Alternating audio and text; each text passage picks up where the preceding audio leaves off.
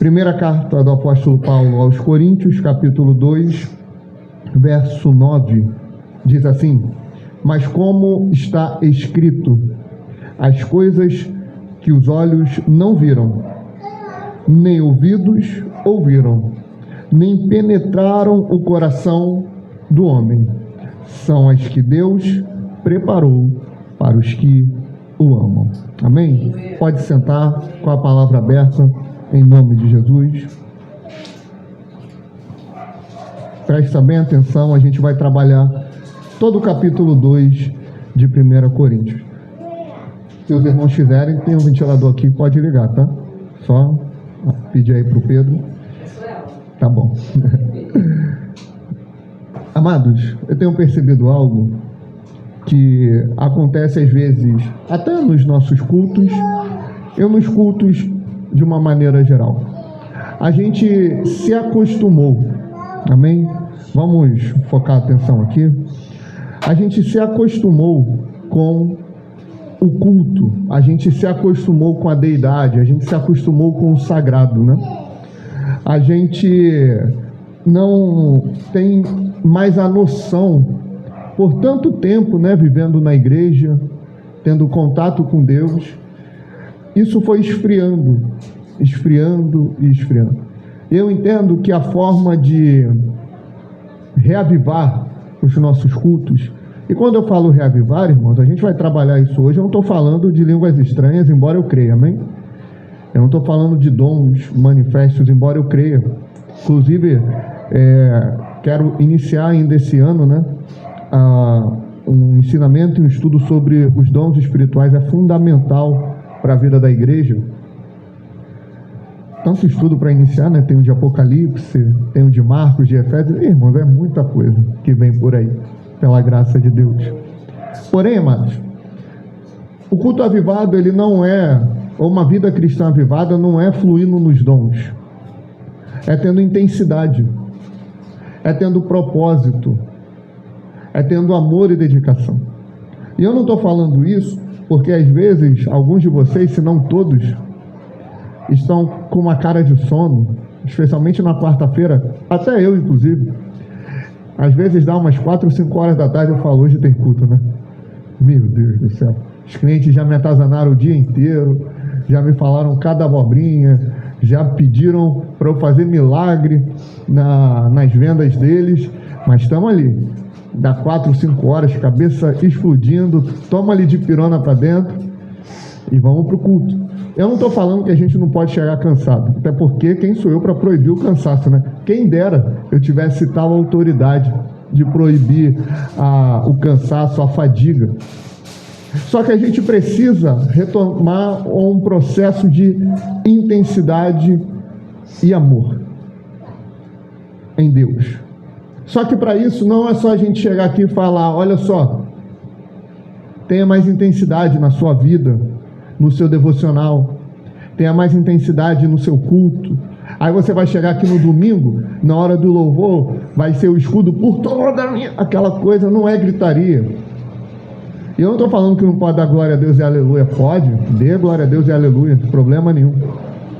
Só que a gente está confundindo. E o que eu vou tentar hoje à noite com os irmãos é resgatar, através do entendimento da exposição que Paulo faz em Coríntios 2, 1 Coríntios 2, resgatar essa intensidade, essa vontade de cultuar, essa vontade de viver igreja, essa vontade de ler a Bíblia, essa vontade de orar, essa vontade de ter intimidade com Deus, de ter proximidade com Deus. O apóstolo Paulo, ele foi um homem que enfrentou muitos desafios, irmãos. O apóstolo Paulo, ele liderou e plantou uma igreja em Corinto, que foi uma igreja problemática. Você pega qualquer pastor e fala assim, me diz um povo que tu não queria pastorear. Eles vão falar ou Laodiceia, ou vão falar a igreja de Corinto. E a maioria vai falar a igreja de Corinto. Na igreja de Corinto, só para os irmãos terem uma noção, lá no capítulo 5, o apóstolo Paulo ele tem que tratar de um problema. Sabe qual é o problema? Tinha a mãe não, tinha a esposa, tinha o marido e o marido tinha um filho. E esse filho, ele estava tendo relações sexuais com a esposa do seu pai. Olha o nível de devassidão. A gente está indo no momento de fornicação, junto com adultério, e qual é o outro? Incesto. 3 em 1. Um pecado só, um ato só, manifestava 3 pecados. Era esse o tipo de problema que Paulo tinha que lidar ali. Mas ele não deixa de chamar esse povo de igreja. Ele não deixa de chamar eles de os santos de Deus, os eleitos de Deus, porque eles foram comprados por bom preço. E Paulo, ele não desiste deles. Paulo, ele não olha torto para eles, não, ele se preocupa. Ele se preocupa tanto que ele envia, alguns vão dizer que ele envia 4 epístolas, e 2 delas a gente tem aqui, para o nosso ensinamento e para o nosso amadurecimento espiritual. Ele vai começar esse ensinamento no versículo 1, falando assim, capítulo 2, verso 1. E eu, irmãos, quando fui ter convosco, anunciando-vos o testemunho de Deus, não fui com sublimidade de palavras ou de sabedoria. Verso 4 agora. A minha linguagem e a minha pregação não consistiram em palavras persuasivas de sabedoria, mas em demonstração do Espírito e de poder. Paulo, ele está falando com uma cidade, com um povo que venerava e tinha um aprofundamento muito grande na filosofia. A gente está falando aqui de uma cidade grega, uma cidade que tinha uma grande influência no pensamento e na economia. Todas as viagens importantes economicamente passavam pelo porto de Corinto. Existia um porto de Corinto, onde os barcos e navios passavam por ali. Então era uma cidade poderosa, uma cidade influente. Paulo, ele está falando para um povo que entende, na prática, que não precisa de nenhum auxílio extra, a não ser o seu pensamento e a sua própria economia. Paulo está falando com um povo que tem fé e se fia na sua própria capacidade de viver. Paulo, ele está conversando com o povo, ele está ensinando a um povo que não entende o que é ter dependência de Deus. Como assim, Vitor? Se você pegar uma pessoa que tem uma saúde ok, ela não entende, e ela não é cristã, ela não entende que ela só está ali pela mão de Deus. Mas se você pegar alguém que tem alguma debilidade, essa pessoa muito provavelmente ora dia e noite, porque ela entende que a saúde dela depende de Deus. É diferente. É por isso que existe às vezes mais aceitação do Evangelho e mais conversão nas comunidades, nas favelas, porque você tem um povo mais humilde. Geralmente o rico, ele se acha, né? Ele acha que não depende de ninguém. Inclusive, o próprio texto bíblico, pela boca de Jesus, fala que é mais fácil o camelo passar pelo buraco de uma agulha do que um rico entrar no reino dos céus. Não é coincidência. Por quê? Porque o dinheiro, ele dá uma sensação de autoridade. Ele dá uma sensação de supremacia. E essa sensação é completamente falsa. Quantos homens não dariam tudo o que hoje tem para ter uma vida, uma conexão, uma comunhão com os seus filhos, mas eles preferiram, enquanto os seus filhos cresciam, dar vida ao trabalho e não dar vida para os filhos? Quantos homens, quantas mulheres hoje têm muito dinheiro, mas estão com os dias contados por conta da saúde? Pergunta a eles se eles não iam querer dar tudo o que têm para ter uma boa saúde hoje e uma perspectiva de vida. Paulo, ele está falando com esse tipo de gente poderosa intelectualmente, na filosofia e na sabedoria. Ele está falando com um povo que deu origem a Platão, com um povo que deu origem a Aristóteles, Friedrich Nietzsche. Você sabe o filme Deus Não Está Morto? Ele é baseado na obra de um homem que falou que Deus está morto, que foi Nietzsche. E outros por aí. Outros que achavam que sabiam muito, mas nada sabiam. O apóstolo Paulo, ele não se fia, ele não pega o seu conhecimento da época de Israel, ele não pega o seu conhecimento do contexto de fariseu. O apóstolo Paulo, ele não pega o seu conhecimento que ele aprendeu aos pés de Gamaliel e usa isso como autoridade. Ele não dá essa cartada. Inclusive em Filipenses é o que ele fala.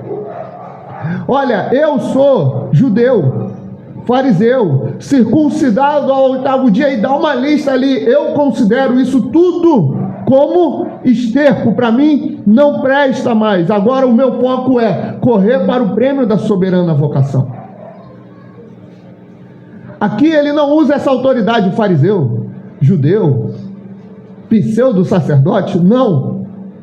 Aqui ele usa uma autoridade. Eu vim até vocês, povo de Corinto, pelo poder do Espírito e pela demonstração do seu poder. Eu não vim usar palavras persuasivas de sabedoria humana. Eu não vim aqui com uma oratória bonita. O pregador hoje ele estuda oratória.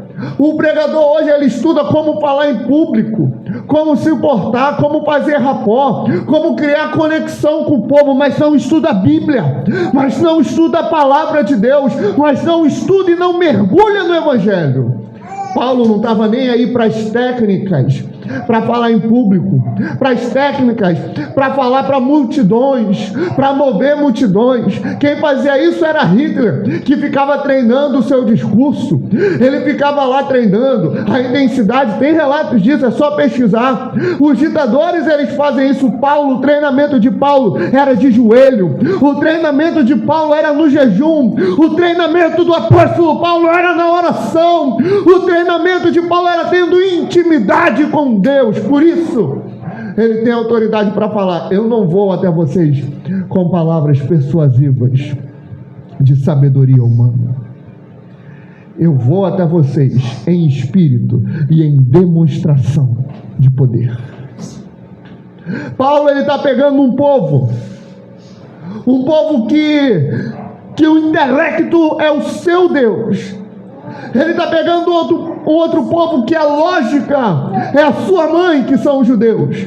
E no capítulo 1, no verso 27, ele fala: eu vim pregar Cristo e este crucificado, loucura para os gregos e escândalo para os judeus.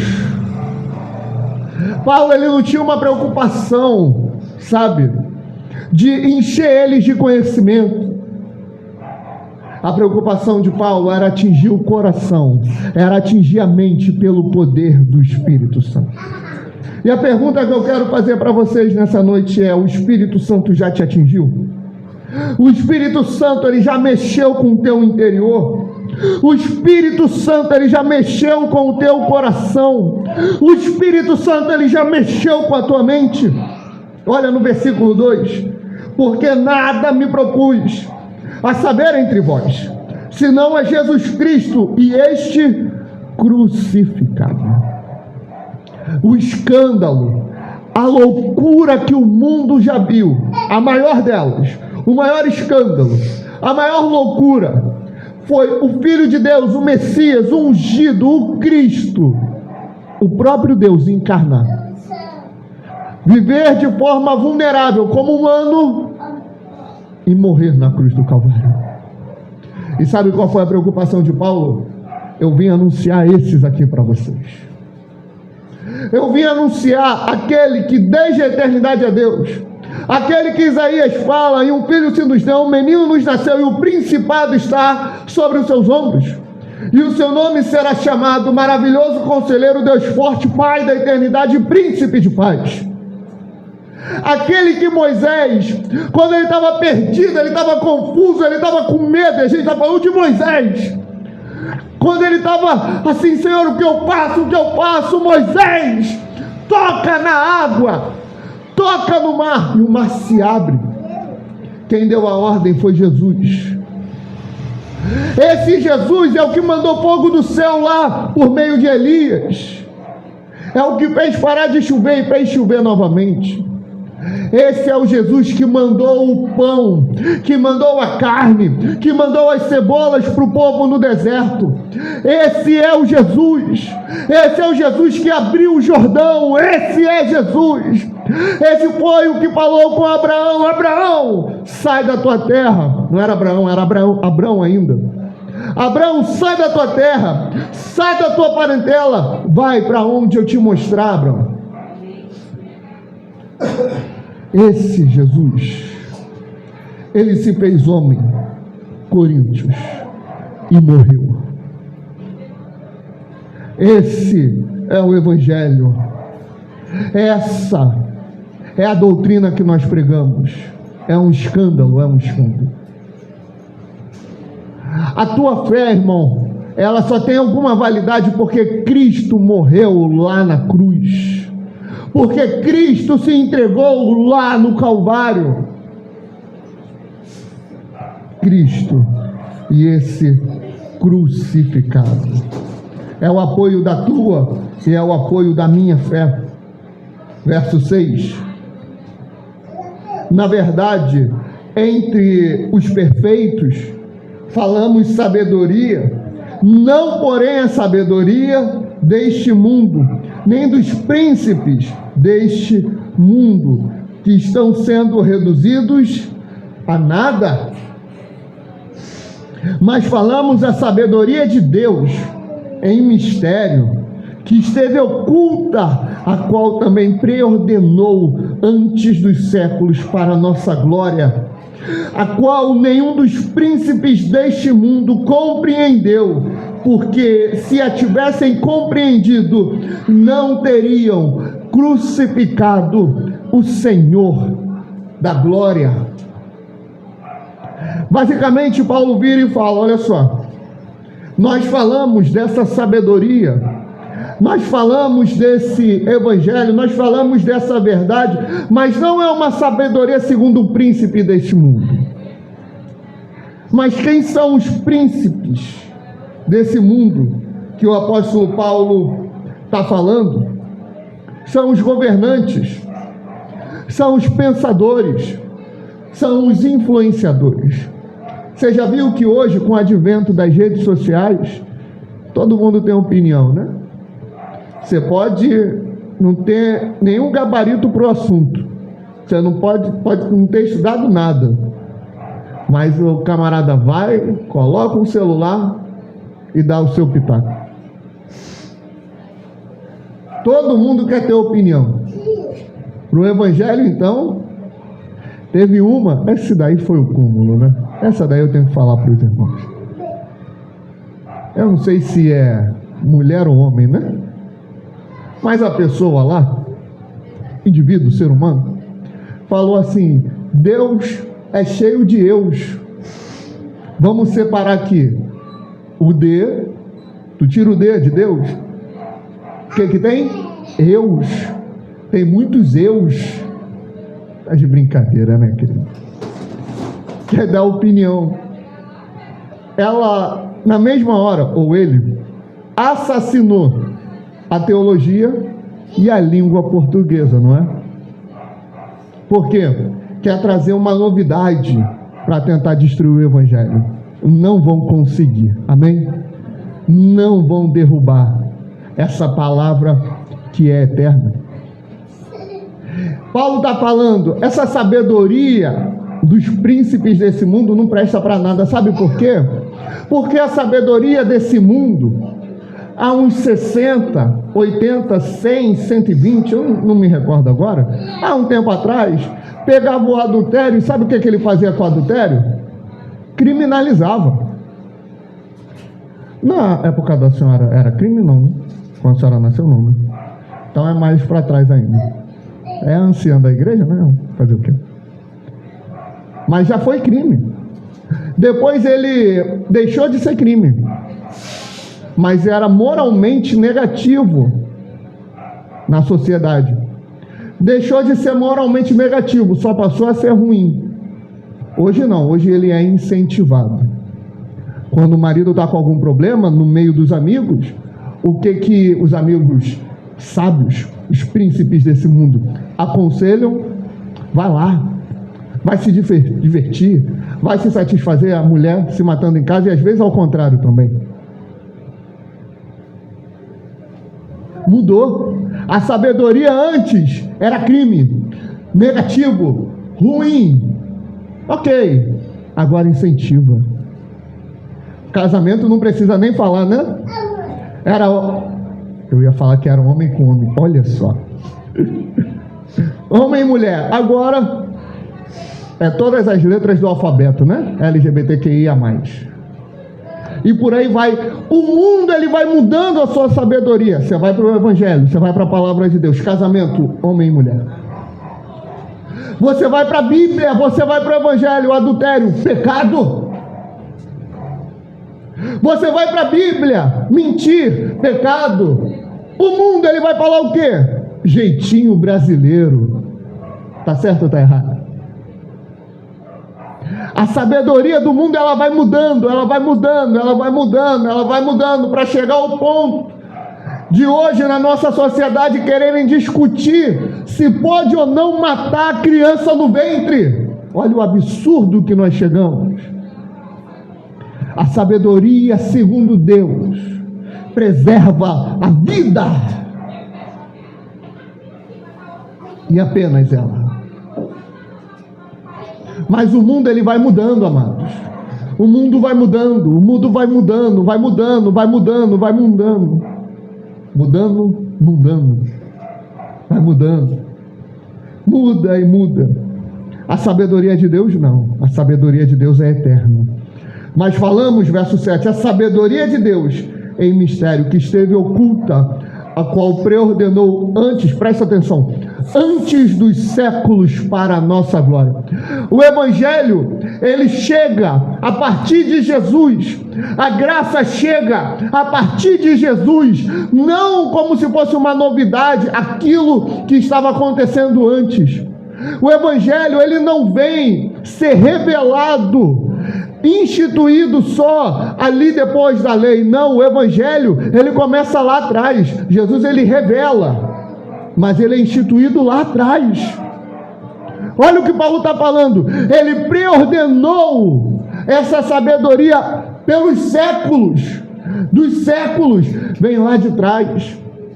O que tu tem na tua mão aí, irmão, é ouro. O que tu tem em tua posse é único.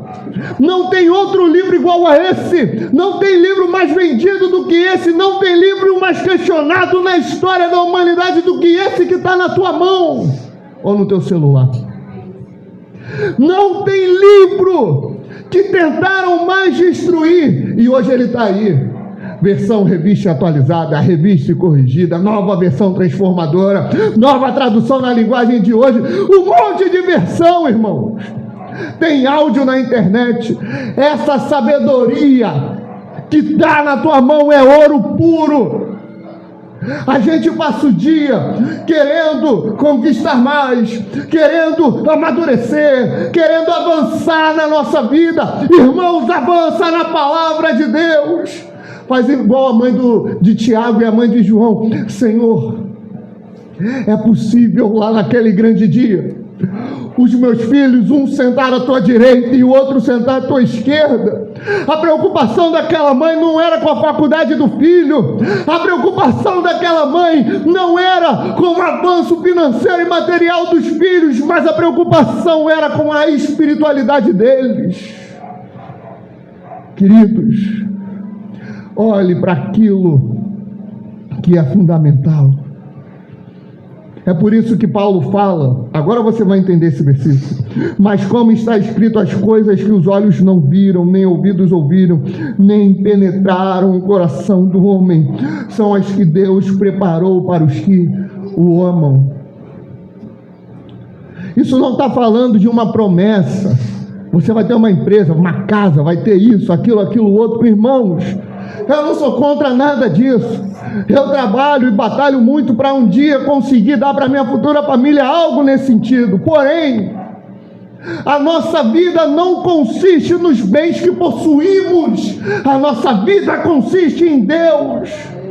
Aquilo que o olho não viu, o quê? Cristo.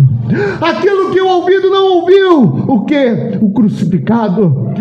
Aquela profundeza de Deus, o mistério da vida, estava em Cristo Jesus. Isso foi revelado para aqueles que têm os meus mandamentos e os guardam, porque estes são os que me amam. Aquele que ama a Deus, aquele que medita na palavra, aquele que tem intensidade, aquele que entende o valor da cruz, aquele que entende o valor do Evangelho, esse recebeu aquilo que olho não viu, nem ouvido ouviu. Esse recebeu. Porque Deus nos revelou pelo seu Espírito, pois o Espírito esquadrinha todas as coisas, mesmo as profundezas de Deus. Pois qual dos homens entende as coisas do homem, senão o Espírito que nele está? Assim também as coisas de Deus, ninguém as compreendeu, senão o Espírito de Deus. Ora, nós não temos recebido o Espírito no mundo, mas o Espírito que provém de Deus, a fim de compreendermos as coisas que nos foram dadas gratuitamente por Deus, as quais também falamos, não com palavras ensinadas pela sabedoria humana, mas com palavras ensinadas pelo Espírito Santo, comparando coisas espirituais com espirituais. Ora, o homem natural não aceita as coisas do Espírito de Deus, porque para ele são loucura, e não pode entendê-las, porque elas se discernem espiritualmente. Mas o que é espiritual discerne bem tudo, enquanto ele por ninguém é discernido. Pois quem jamais conheceu a mente do Senhor para que possa instruí-lo? Mas nós temos a mente de Cristo. Nós temos a mente de Cristo. O homem natural, queridos, o homem carnal, o homem fraco, o homem dessa terra, ele não tem o entendimento das coisas de Deus. É por isso que o nosso querido apresentador, Jô Soares, morreu ateu, lendo a Bíblia beça, né? Leu a Bíblia não sei quantas vezes, porque era natural, era carnal. O carnal, ele não entende o valor da cruz. O carnal não entende o valor da ressurreição de Cristo. O carnal, ele não entende o valor da igreja. O carnal, ele não entende o valor da dedicação à obra de Deus. O carnal não entende que Jesus irá voltar. O carnal não entende que ele vai estabelecer o milênio aqui na terra, governando com mão de ferro e a vara das nações. Ele não entende. Ele não entende. O carnal e o natural, ele não entende o porquê estamos numa garagem estabelecendo este ministério. O carnal não entende por que a gente tem a vida tão corrida, porque tu é mãe solteira e está se dedicando aos seus filhos, à tua vida e à igreja. O carnal não entende por que os seus filhos estão na presença de Deus. O carnal não entende. O carnal não entende por que a gente busca Deus. O carnal não entende por que a gente se dedica. O carnal não entende. Mas aquele que é espiritual entende. Aquele que é espiritual entende. Esse é o valor do Evangelho. E o espiritual, ele tem uma mente diferente, mas não é uma mente solo. A Epístola aos Coríntios, ela vem falar sobre a unidade da igreja. Ela vem falar sobre a unidade do povo de Deus. Ela vem demonstrar que em Cristo todos somos um, e nós formamos o corpo de Cristo, e Cristo, ele é o cabeça. É por isso que no versículo 16 ele fala assim: pois quem jamais conheceu a mente do Senhor para que possa instruí-lo? Mas nós, ele não fala mais eu ou mais você, Ana Maria Braga, né? Ele fala assim: mas nós temos a mente de Cristo. Eu não tenho a mente de Cristo individualmente, você não tem individualmente, mas nós como igreja temos a mente de Cristo. Esse é o valor do Evangelho. Esse é o valor da cruz de Cristo. É para te trazer uma intensidade, para você entender que isso que chegou na tua mão, esse ouro, ele está banhado com o sangue santo do Cordeiro de Deus, que tira o pecado do mundo. A cruz de Cristo é um escândalo para os judeus, porque para eles é inimaginável o Messias, que dirá o próprio Deus, morrer. Para os gregos é uma loucura a deidade ser tão vulnerável. Qual o sentido da vida? Por que você existe? Por que você está vivo? Por que você nasceu onde nasceu? São muitos porquês que ficam sem resposta, porque a pergunta está errada. A pergunta certa é: como conhecer mais a Deus? A resposta, através da cruz de Cristo. A sua vida se resume ao que Cristo fez na cruz. Na cruz tem perdão, redenção, glorificação, restauração, transformação e salvação. Agarre-se à cruz de Cristo, em fraqueza, temor e grande tremor. Amém? Vamos ficar de pé. Louvado seja o nome do Senhor.